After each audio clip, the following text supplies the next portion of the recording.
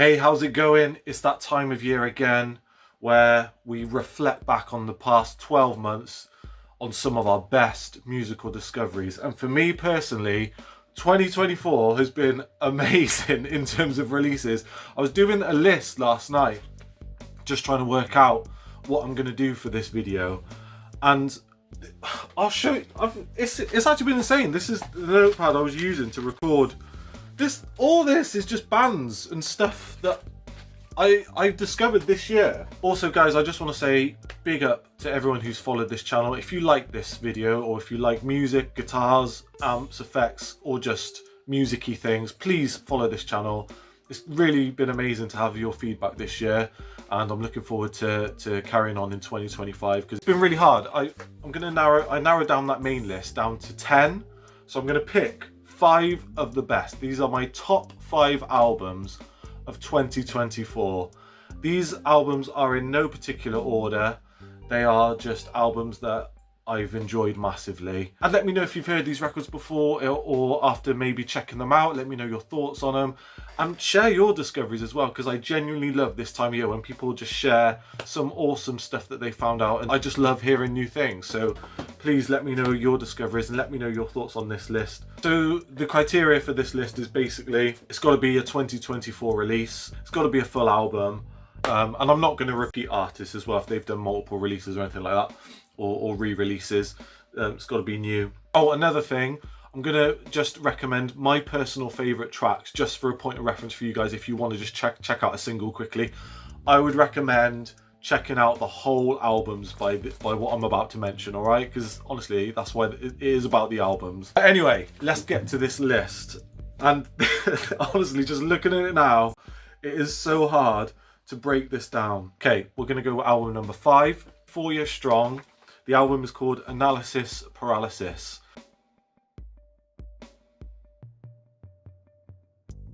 I've been aware of 4 Years Strong for years and years and years. So 4 Years Strong are a USA band, North American band from the USA, formed in 2001, dropped their first single from this album earlier this year. Again, I've never been aware of this album. It just came out of the blue, recommended on whatever, YouTube, Spotify, whatever I was listening to it on. It must have been YouTube because it was the video that caught my attention, and because it's got a really cool aesthetic, but it was the music that grabbed me most of all. I believe it was Daddy of Mine. If it isn't, I'll stick the name of the first single on the screen. But that track just grabbed me, and they then released a follow-up, which was, I can't remember, put the name on the screen, and then that track as well. I was like, oh my god, what is this? This sounds awesome. This sounds fantastic. It's pop punk. I think what 4 Years Strong are known for, like having cool breakdowns in their songs, and some of the breakdowns on this record are just awesome. So you got these cool like pop punk melodies with these awesome breakdowns mixed in as well, and just the energy, the sound, and the aesthetic of the music videos that it carried on, that goes on. It's kind of reflected in the album artwork as well. It just really cool release by those guys, and what it's done is it's made me check some of their older stuff that I missed, that I didn't, and I've liked pop punk growing up. You know, I was around when New Found Glory, Yellow Card, who else was there? You know, when Blink were still going, Offspring in that late 90s, early 2000s was massive. But 4 Years Strong, I was aware of them, never really followed them, knew they were around the scene. But this album, Analysis Paralysis, if you love pop punk, breakdowns and awesome crazy riffs, check out Analysis Paralysis. Check out the music videos as well. Wicked album. So fair play, 4 Years Strong. And my recommended track on this album is going to be Daddy of Mine. Check out Daddy of Mine, but check out the album. Right, the next record I'm going to recommend is kind of a smooth jazz album.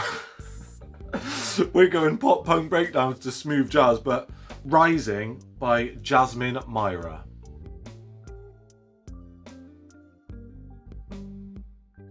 First few notes of this record, it just grabbed me, and the whole thing is amazing. Jasmine Myra, she's a saxophonist and she's also a composer, based in Leeds or London, depending on what you read. I'm guessing she's from Leeds, moved to London, and this record is fantastic. It's just chill jazz.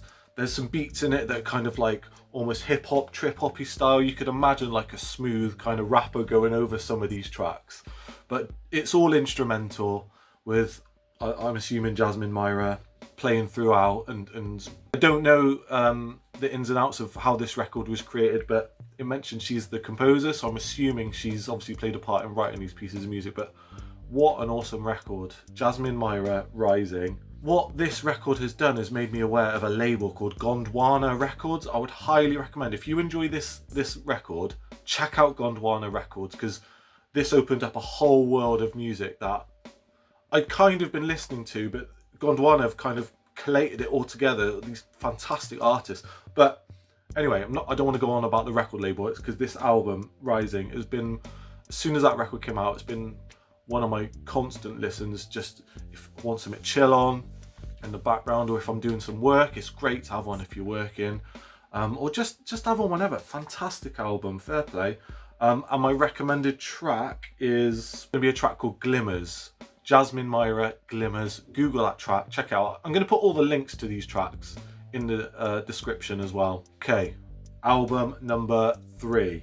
It's so difficult to pick because all these records are amazing. And I'm just going to say, these records are what I'm feeling at this time. They are, all these records could be in my top 5, but I'm only going to keep it to 5 to not keep this video going on forever. Album number 3 is going to be Mother's Cake, Ultra Bliss.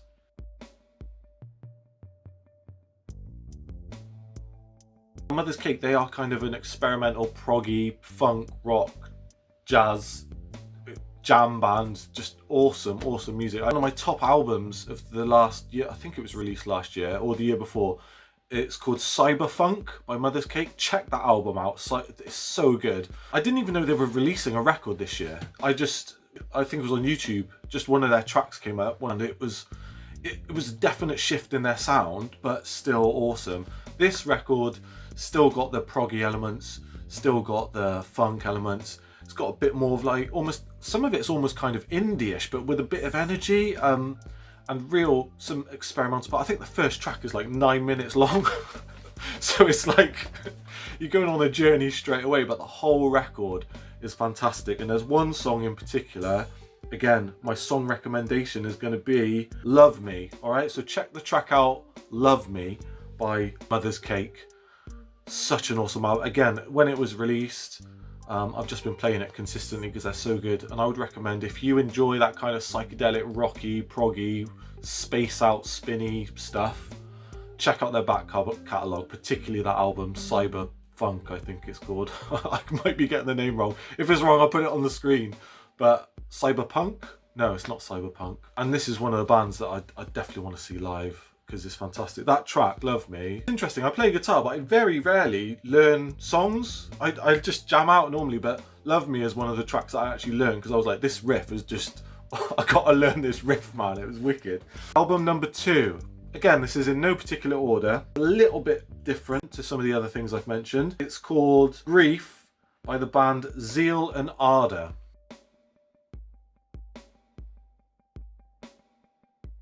Zeal and Ardor, they're a Swiss band. They were formed in 2013, and they play a mixture of like blues, folk, soul, gospel, and death metal. It's like the weirdest mashup ever. And I actually only really discovered them only a few months ago, really. I'd heard the name before, but I'd only discovered them a few months ago, based off one of the tracks off this album, the album Grief. And then I just went through a listening binge because of discovering them. This record, Grief, is just a journey. It's a complete mixture of styles. There's, again, all those styles I mentioned. There's soul records, there's heavier moments, there's bluesy bits, there's almost like Queens of the Stone Age-y sounding elements, and then there's one track that sounds like you're playing a Super Mario swimming level, my wife calls it. It sounds like you're playing Mario and swim. It's just amazing, like a proper journey. Interestingly, when I was listening to it, particularly if I'm on YouTube, you can see the comments, and some people don't like this new album, old Zeal and Ardor fans, which I find really interesting, because for me, because I guess I'm new into it, it feels like a normal continuation of what this band should be doing, because they are not about sticking to one style. They're just making, it sounds like they're just making what they want. And that is really evident on this album. I mean, there's tracks on here that are only like a minute. There's one track on here that isn't even a minute long, and that's what I like. It feels like you have to listen to the whole thing. In fact, I'd say that about all the records I've mentioned. These aren't just albums spewing out singles for the sake of singles. They're records that deserve to be listened to in its full length. But this one is 100% that. It's a full record. You need to listen to it like that. My song pick for Grief by Zeal and Ardor is a track called Disease. Now this is all. This is just it's got such a cool vibe, this track. But yeah, I'll go and listen to it. The thing is, I don't want to influence your listening experience. Just listen to the track, let me know your thoughts, because I'm really, really intrigued. And let me know what you think of the album if you check it out. So we're down to album number 1. Again, this isn't my favourite album, this is just the 5th of 5 albums that I'm naming. And I would name all of these. I'd name everything on this list if I could. I'm going to go with the album Oath by Mono.